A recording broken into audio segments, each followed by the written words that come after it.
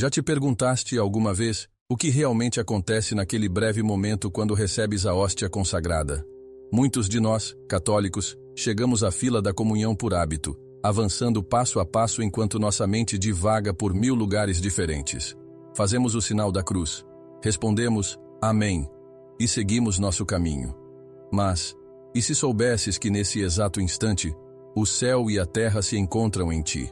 Que o próprio Criador do Universo, aquele que sustenta cada átomo em existência, decide habitar em teu ser frágil e limitado? O que parece apenas um simples ritual, esconde na verdade o maior mistério de amor já concedido à humanidade. Na comunhão, não és tu que transformas Deus em ti, é Ele que te transforma nele. Esta verdade, proclamada por Santo Agostinho há séculos, continua a ecoar através dos tempos, chamando-nos a uma consciência mais profunda. O Papa Bento XVI, certa vez refletiu que a Eucaristia não é apenas um momento na missa, mas o coração pulsante de toda a Igreja e de nossa vida espiritual. Quando recebemos a comunhão sem perceber sua magnitude, é como se alguém nos entregasse um tesouro inestimável dentro de uma caixa simples, e nós, distraídos, aguardássemos sem jamais abri-la. A Eucaristia é Cristo vivo, real e presente, não como um símbolo, não como uma lembrança, mas verdadeiramente presente em corpo, sangue, alma e divindade. Talvez agora te perguntes, se isto é verdade, por que não sinto nada especial quando comungo? Por que parece tão rotineiro, tão comum? Esta é precisamente a questão que devemos enfrentar. Não seria porque, ao longo do tempo, permitimos que nosso coração se endurecesse pela familiaridade? Não seria porque nos aproximamos do altar com os olhos da carne e não com os olhos da fé? Santa Teresa de Ávila testemunhou que, muitas vezes, após a comunhão, Jesus Senhor se sentava com ela como um amigo, ansioso para conversar, enquanto ela, distraída por 1000 preocupações mundanas, mal notava sua presença divina. Ao longo desta narrativa, descobriremos juntos as 5 atitudes que impedem que a comunhão produza em nós seus frutos mais extraordinários. Não são necessariamente pecados graves, mas pequenos descuidos que, como nuvens silenciosas, obscurecem o sol da graça divina em nossas almas. O objetivo não é aumentar teu sentimento de culpa, mas despertar tua consciência para um encontro mais autêntico e transformador. Porque, na verdade, cada comunhão traz consigo o potencial de uma revolução espiritual, a capacidade de transformar um coração de pedra em um coração de carne, um espírito adormecido em uma alma ardente de amor divino. Na comunhão, não és tu que transformas Deus em ti, é Ele que te transforma nele. A primeira coisa que nunca devemos fazer no momento da comunhão é aproximar-nos do altar por pura rotina, mecanicamente, como quem cumpre uma formalidade vazia. Quantas vezes já recebeste o corpo de Cristo, enquanto tua mente vagava por preocupações do trabalho, planos para o almoço de domingo, ou até mesmo contando mentalmente quantas pessoas ainda faltam na fila? O piloto automático espiritual é talvez o inimigo mais sutil da vida de fé.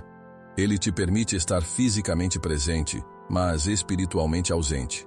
Um corpo que se move pelos corredores da igreja, enquanto a alma permanece estacionada em algum lugar distante, incapaz de receber as graças que descem como chuva sobre terra seca. Na comunhão, não és tu que transformas Deus em ti, é Ele que te transforma nele. Mas como permitir esta transformação quando nem sequer estamos conscientes do que está acontecendo? Santa Faustina Kowalska relatou em seu diário que certa vez viu raios de luz emanando da hóstia consagrada, iluminando a igreja inteira. Contudo, observou com tristeza que nem todos os comungantes eram igualmente afetados por aquela luz. Alguns pareciam impenetráveis, como se estivessem revestidos por uma camada de indiferença que repelia a graça divina. A diferença não estava no sacramento, que é sempre perfeito e infinitamente poderoso, mas na disposição interior de quem o recebia.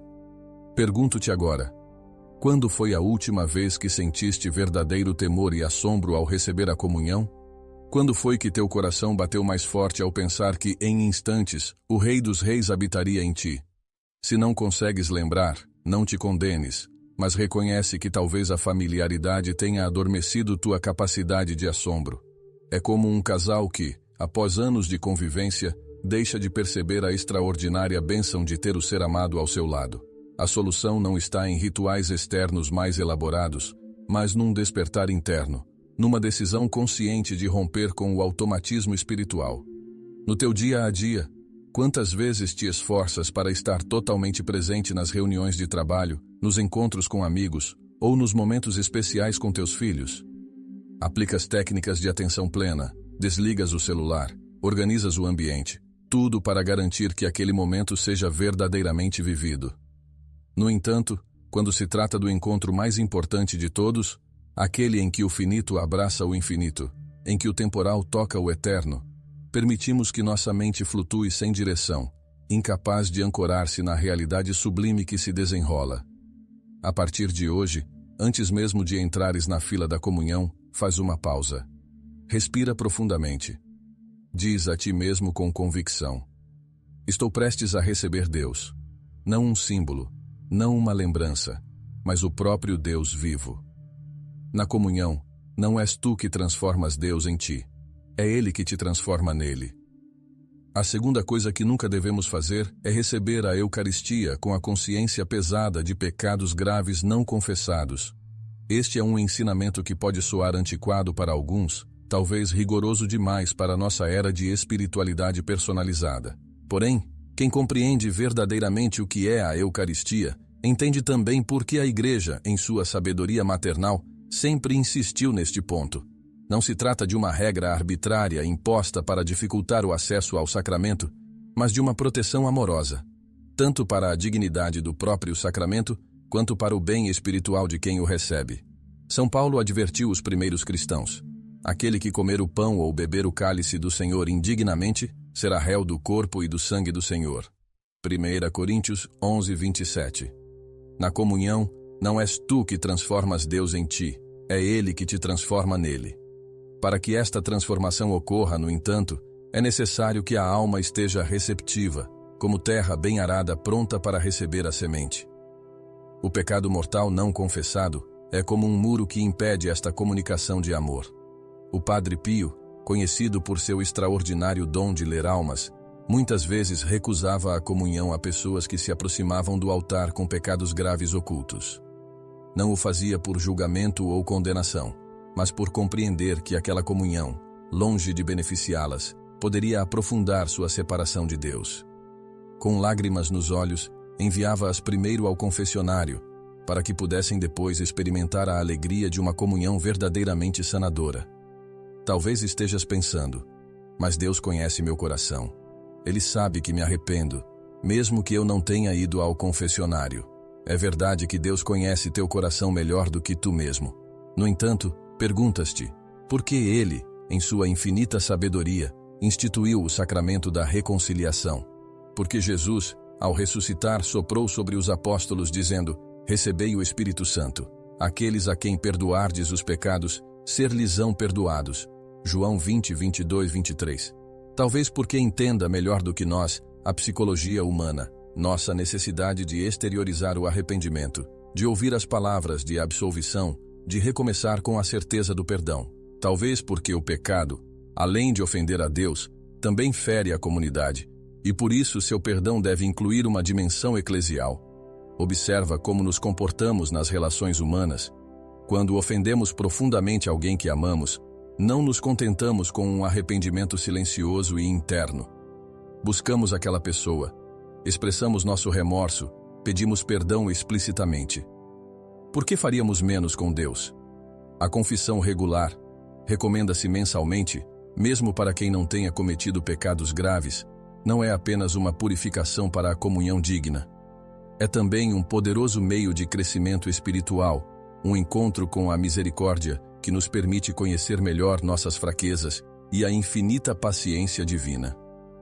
Antes da próxima vez que fores comungar, pergunta a ti mesmo: estou realmente em estado de graça? Há algo pesando em minha consciência que deveria primeiro levar ao sacramento da reconciliação? Lembra-te, na comunhão, não és tu que transformas Deus em ti, é Ele que te transforma nele. E esta transformação exige que as portas da alma estejam abertas pelo arrependimento sincero e pelo perdão sacramental. A terceira coisa que nunca devemos fazer antes da comunhão é ignorar o jejum eucarístico. Este é um dos preceitos mais antigos da Igreja, embora hoje tenha sido significativamente simplificado. Atualmente, pede-se apenas 1 hora de abstinência de alimentos e bebidas, exceto água e remédios, antes de receber o corpo de Cristo. No passado, este jejum era muito mais rigoroso, desde a meia-noite anterior e em épocas ainda mais remotas, desde as vésperas do dia anterior. Por que a Igreja sempre deu tanta importância a esta prática aparentemente externa e formal? Não é porque acredite que haja algo impuro nos alimentos, ou porque deseje impor sacrifícios desnecessários aos fiéis. É porque compreende a importância dos gestos simbólicos para nossa natureza encarnada. Na comunhão, não és tu que transformas Deus em ti, é Ele que te transforma nele. O jejum eucarístico nos ajuda a compreender fisicamente que a Eucaristia não é um alimento comum. São João Maria Vianney, o santo cura d'Ars, frequentemente comparava a Eucaristia ao maná que alimentou os israelitas no deserto, um alimento que vinha do céu, diferente de qualquer outro, e que sustentava o povo de Deus em sua jornada. Ao abster-nos temporariamente dos alimentos terrenos, nosso corpo participa da preparação que nossa alma faz para receber este pão dos anjos. É um gesto que educa nossa sensibilidade, que nos ajuda a diferenciar o sagrado do cotidiano, que prepara o corpo para ser vaso digno do rei que o visitará. Pergunta-te, quanto tempo e atenção dedicas para preparar um jantar especial quando recebes em casa uma pessoa importante? Escolhes os melhores ingredientes, cuidas da apresentação, talvez até uses a louça reservada para as grandes ocasiões. Por quê?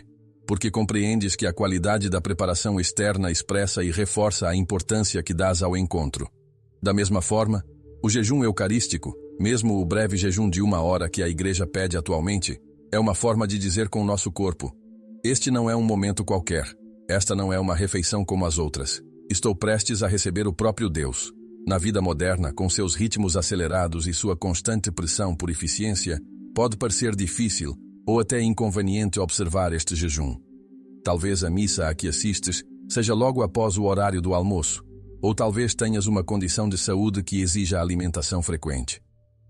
A Igreja, como mãe compreensiva, faz exceções para casos particulares, especialmente para doentes e idosos. Mas, para a maioria de nós, esse breve período de abstinência é perfeitamente viável. E mais do que isso, é uma oportunidade de oferecer um pequeno sacrifício por amor àquele que se sacrificou inteiramente por nós. Na próxima vez que fores à missa, planeja teu dia de modo a respeitar este jejum, não como uma imposição externa, mas como um gesto de amor e reverência. E ao sentires a leve fome física, lembra-te de uma fome muito maior, a fome espiritual que só pode ser saciada pelo pão da vida, pois na comunhão não és tu que transformas Deus em ti, é Ele que te transforma nele. A quarta coisa que nunca devemos fazer é omitir o agradecimento após a comunhão. Entre os momentos mais preciosos e fecundos da vida espiritual estão aqueles minutos que seguem o recebimento da Eucaristia, quando Cristo está fisicamente presente em nós. No entanto, é triste observar como muitos deixam a Igreja imediatamente após o término da missa, às vezes até antes da bênção final, perdendo assim a oportunidade de um diálogo íntimo com o hóspede divino. Santa Teresa d'Ávila dizia que não devemos desperdiçar o tempo após a comunhão, pois é um tempo excelente para negociar com Deus. Não se afaste logo de perto do Senhor.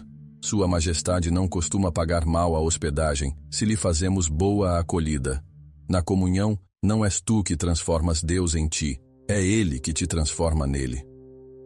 Esta transformação, porém, requer nossa cooperação consciente, nossa disposição em permanecer com Jesus naquele abraço silencioso de amor.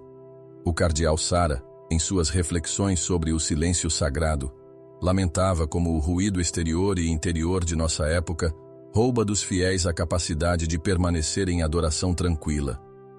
Os primeiros cristãos entendiam tão profundamente a importância deste momento que, segundo relatos históricos, permaneciam em contemplação silenciosa por longos períodos após receber a comunhão. O imperador Justiniano chegou a decretar que ninguém poderia deixar a Igreja até que a ação de graças comunitária tivesse sido completada. Questiono-te agora, como te sentirias se convidasses alguém para um jantar especial em tua casa, preparasses tudo com carinho e assim que o convidado terminasse de comer, ele se levantasse, agradecesse rapidamente e fosse embora, alegando outros compromissos?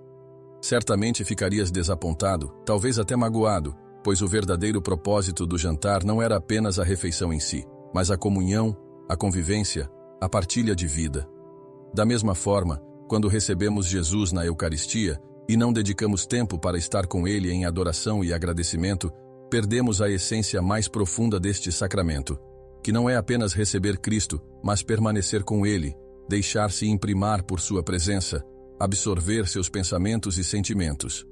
O Papa São João Paulo II, conhecido por sua profunda devoção eucarística, reservava sempre ao menos meia hora para a ação de graças após a missa, independentemente de sua agenda atribulada como líder da Igreja Universal.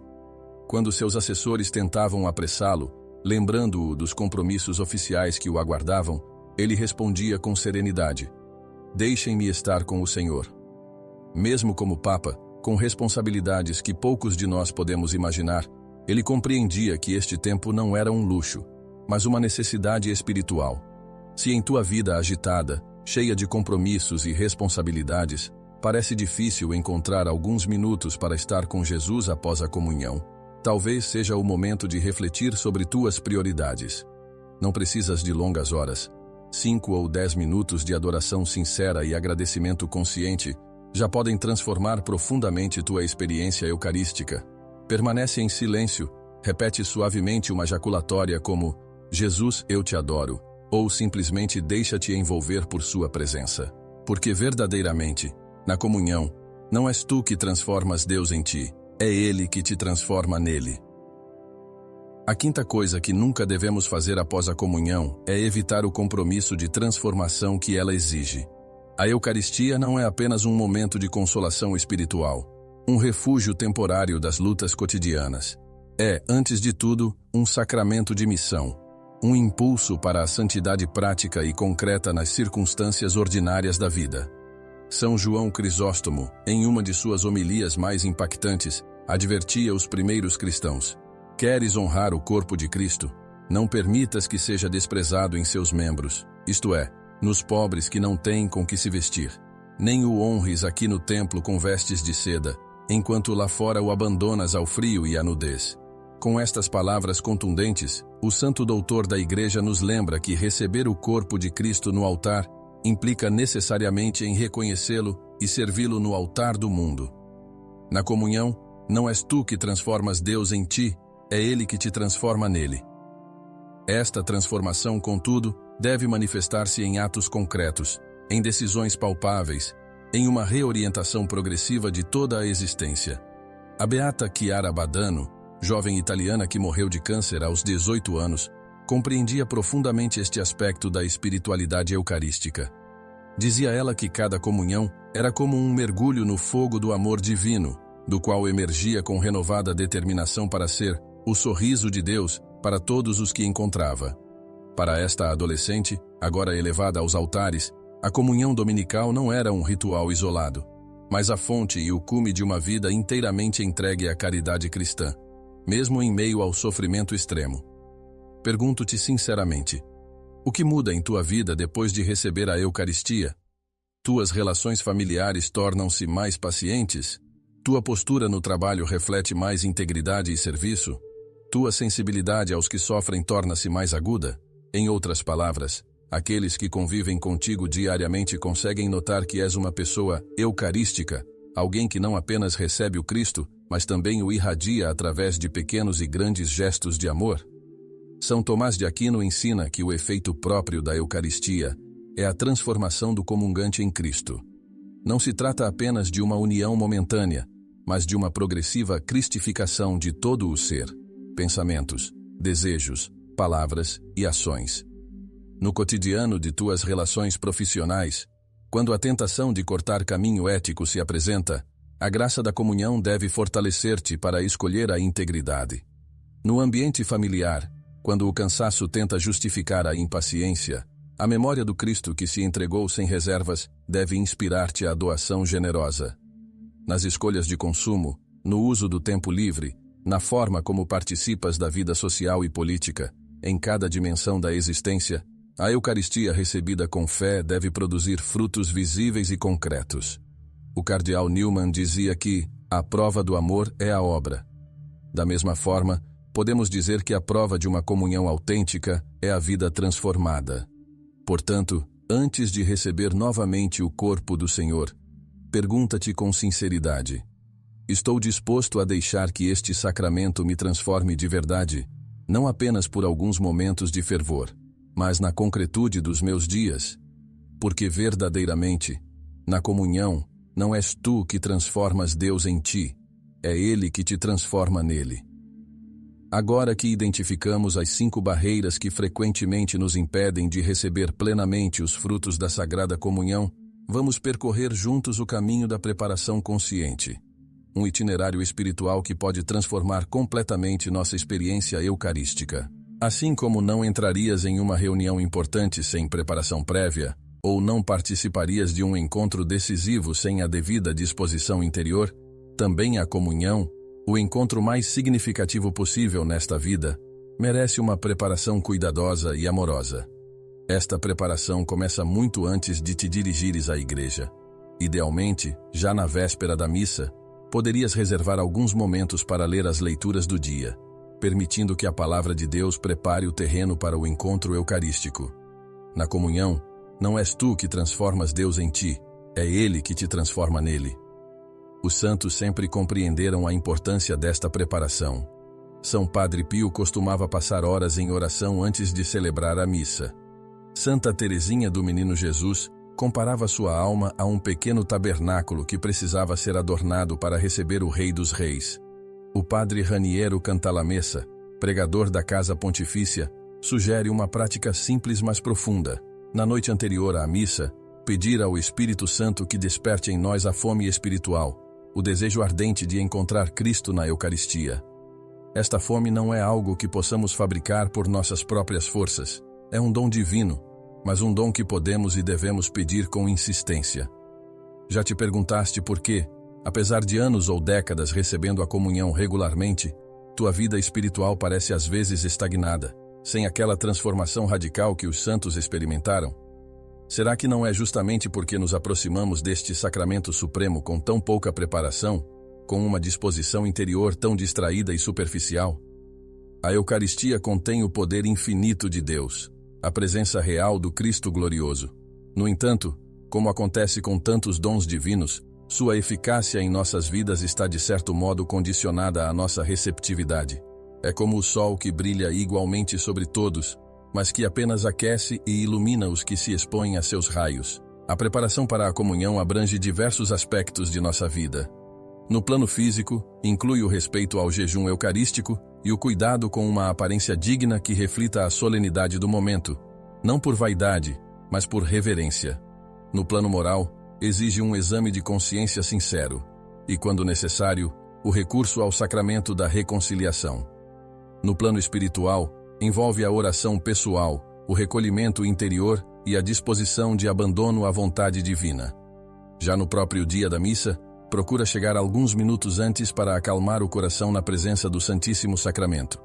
Usa esse tempo para silenciar as preocupações cotidianas e recordar quem estás prestes a receber. Podes rezar uma oração tradicional de preparação para a comunhão, como as compostas por Santo Tomás de Aquino ou São Ambrósio, ou simplesmente expressar com tuas próprias palavras o desejo de receber Cristo com a maior reverência e amor possíveis. Porque verdadeiramente, na comunhão, não és tu que transformas Deus em ti, é Ele que te transforma nele. Chegou o momento. O sacerdote eleva a hóstia consagrada e proclama: Eis o Cordeiro de Deus, que tira o pecado do mundo. Teu coração, já preparado pela reflexão e pela oração, deve agora concentrar-se inteiramente neste mistério que transcende toda a compreensão humana. Ao te levantares e caminhares em direção ao altar, considera cada passo como parte de uma procissão sagrada. Não estás apenas te movendo no espaço físico, mas realizando uma peregrinação espiritual ao encontro do próprio Deus. Tradicionalmente, muitos santos recomendavam recitar interiormente: O Senhor, eu não sou digno, não apenas quando todos o proclamam em conjunto, mas também durante esta caminhada ao altar, como um mantra que prepara a alma para o encontro transformador. Na comunhão, não és tu que transformas Deus em ti, é Ele que te transforma nele. Ao chegar diante do ministro que apresenta o corpo de Cristo, teu amém não deve ser uma resposta automática, mas uma profissão de fé consciente e comprometida. São João Paulo II escreveu em sua encíclica Eclesia de Eucaristia: este amém exprime também o livre compromisso pessoal de cada um de nós. Significa que acreditamos que a Eucaristia é um dom total que nos é comunicado e que nos compromete a uma resposta total. O cardeal Ratzinger, antes de se tornar o Papa Bento XVI, comparava este momento ao sim de Maria na Anunciação, uma aceitação incondicional da vontade divina que permite que o Verbo se faça carne novamente, desta vez em nossa própria existência. Quando a hóstia consagrada toca tua língua, ou é depositada em tuas mãos, estás experimentando o contato mais íntimo possível com o divino nesta vida. Já refletiste sobre o fato extraordinário de que, naquele momento, teu corpo se torna literalmente tabernáculo vivo do Senhor? Os átomos do pão transformado no corpo de Cristo misturam-se com os átomos do teu próprio ser. A ciência moderna nos ensina que nosso corpo está em constante renovação celular. O que comemos torna-se parte de nós. Aplicando esta verdade biológica ao mistério eucarístico, podemos dizer que a comunhão realiza no plano físico o que Jesus prometeu no plano espiritual. Quem come a minha carne e bebe o meu sangue permanece em mim e eu nele. João 6,56. Ao retornar ao teu lugar após receber a comunhão, resiste à tentação de distrair-te com o que acontece ao redor. Este é o momento mais precioso, quando Cristo está fisicamente presente em ti. Santa Teresa de Calcutá dizia que tratava cada comunhão como se fosse a primeira, a última e a única de sua vida. Mesmo em meio às suas extenuantes atividades de caridade, nunca dispensava o tempo de ação de graças após a missa. Seguindo seu exemplo, fecha os olhos, abstrai-te do exterior e entra no santuário íntimo, onde habita agora o Rei do Universo. Podes utilizar orações tradicionais de ação de graças, como a alma de Cristo, ou simplesmente permanecer em adoração silenciosa, contemplando o mistério que se realiza em teu interior. O importante é que estejas totalmente presente, com a mente e o coração unidos neste diálogo de amor, porque, verdadeiramente, na comunhão, não és tu que transformas Deus em ti, é Ele que te transforma nele. Quando recebida com as disposições adequadas, livre das 5 barreiras que identificamos e enriquecida pela preparação consciente, a Sagrada Comunhão produz frutos extraordinários em nossa vida. O primeiro e mais fundamental destes frutos é o aumento da união com Cristo. O Catecismo da Igreja Católica ensina que a principal finalidade e o fruto primordial da Santíssima Eucaristia é a comunhão, pois o Senhor disse: quem come a minha carne e bebe o meu sangue, permanece em mim e eu nele. CIC e o 391. Esta união não é apenas sentimental ou simbólica, mas ontológica, afeta o próprio ser da pessoa, configurando-a gradualmente a Cristo, dando-lhe os pensamentos, os sentimentos e as disposições do próprio Jesus. Na comunhão, não és tu que transformas Deus em ti, é Ele que te transforma nele.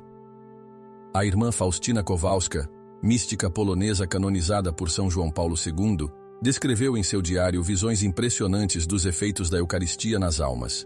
Ela observava como, em algumas pessoas, a comunhão produzia uma luminosidade interior que persistia muito além do tempo da missa. Era a graça divina operando uma transformação profunda e duradoura. O padre José Kentenich, fundador do movimento de Schoenstatt, falava da transfiguração eucarística, processo pelo qual a personalidade do comungante vai sendo gradualmente elevada, purificada e recriada à imagem de Cristo. Em seus escritos, ele compara este processo à transformação que sofre o ferro quando colocado no fogo. Mantendo sua natureza própria, adquire, no entanto, as propriedades do fogo: calor, luminosidade, poder transformador. Já te perguntaste por que algumas pessoas parecem irradiar uma paz e uma bondade especiais? Uma serenidade que permanece mesmo em meio às tempestades da vida? Muitas vezes, o segredo desta transformação está na comunhão frequente e bem recebida. O beato Carlo Acutis, jovem italiano falecido em 2006 aos 15 anos, e que chamava a Eucaristia de sua autoestrada para o céu, dizia que cada comunhão o aproximava um pouco mais do ideal de santidade ao qual aspirava. Seus amigos e familiares testemunharam como, ao longo dos anos, seu caráter foi sendo modelado pela graça eucarística, tornando-o extraordinariamente compassivo, generoso e alegre, mesmo diante da leucemia que o levaria prematuramente. Seu exemplo nos mostra que os frutos da comunhão não são necessariamente espetaculares ou perceptíveis imediatamente, mas consistem nesta lenta e progressiva modelagem interior, segundo o coração de Cristo. Outro fruto precioso da comunhão bem recebida é a força para resistir às tentações e superar os vícios e pecados habituais. O sacramento não nos torna automaticamente impecáveis. Continuamos com nossa fragilidade humana, mas infunde em nós uma energia espiritual que nos permite combater com mais eficácia as inclinações desordenadas. O Papa Francisco frequentemente compara a Eucaristia a um remédio para nossa debilidade moral, lembrando que não é um prêmio para os perfeitos, mas um generoso remédio e alimento para os fracos. Na família, este fruto manifesta-se numa maior capacidade de perdoar e recomeçar após os conflitos inevitáveis da convivência. No trabalho, traduz-se em maior resistência à cultura da desonestidade e do individualismo. Na vida pessoal, expressa-se numa progressiva libertação das compulsões e dependências que nos escravizam. Tudo isto porque, verdadeiramente, na comunhão não és tu que transformas Deus em ti, é Ele que te transforma nele. Chegando ao final desta reflexão sobre os erros que devemos evitar no momento da comunhão, é hora de um exame de consciência sincero. Como tens vivido tua relação com este sacramento sublime? Tens te aproximado dele com a reverência, a preparação e o compromisso que merece? Ou tens permitido que a rotina, a distração, a falta de preparação adequada e a ausência de gratidão posterior empobreçam tua experiência eucarística? Não é momento para culpa paralisante, mas para uma tomada de consciência que leve à conversão concreta. O próprio Jesus, que se faz presente na Eucaristia, é aquele que disse: Vinde a mim todos vós que estáis cansados e oprimidos, e eu vos aliviarei. Mateus 11, 28. Ele não te rejeita por tuas falhas passadas, mas te convida a um recomeço. Na comunhão, não és tu que transformas Deus em ti, é Ele que te transforma nele. Santa Edith Stein, filósofa judia convertida ao catolicismo e martirizada em Auschwitz, escreveu páginas luminosas sobre a transformação eucarística. Para ela, cada comunhão bem recebida tinha o poder de divinizar progressivamente a pessoa humana, não anulando sua individualidade, mas elevando-a a um nível superior de existência. O processo, dizia ela, assemelha-se ao da luz que, ao penetrar um cristal, não o destrói, mas o faz brilhar com um esplendor que não é originalmente seu. Da mesma forma, Cristo Eucarístico, ao entrar em nossa alma, respeita nossa identidade única, mas a transfigura com sua presença divina. O padre Henry Nouwen, conhecido por sua espiritualidade profunda e acessível, expressava esta mesma verdade com palavras simples. Na Eucaristia, Deus diz: Eu não apenas quero estar com você, eu quero estar em você, e quero que você esteja em mim. Pergunto-te agora com toda a seriedade: estás disposto a iniciar hoje uma nova etapa em tua relação com a Eucaristia? Estás preparado para abandonar os 5 erros que identificamos? A rotina inconsciente, a confissão negligenciada, o jejum quebrado, a gratidão ausente e o compromisso evitado, e abraçar um caminho de autêntica devoção eucarística? Se tua resposta for afirmativa, permita-me sugerir um compromisso concreto. A partir da próxima vez que fores à missa, chega alguns minutos antes para preparar teu coração em silêncio. Durante a liturgia, mantém-te atento às palavras e gestos, especialmente durante a consagração. No momento de receber a comunhão, renova conscientemente tua fé na presença real. E depois de comungar, permanece em oração silenciosa pelo menos por 5 minutos, agradecendo a graça recebida e pedindo a força para vivê-la no cotidiano.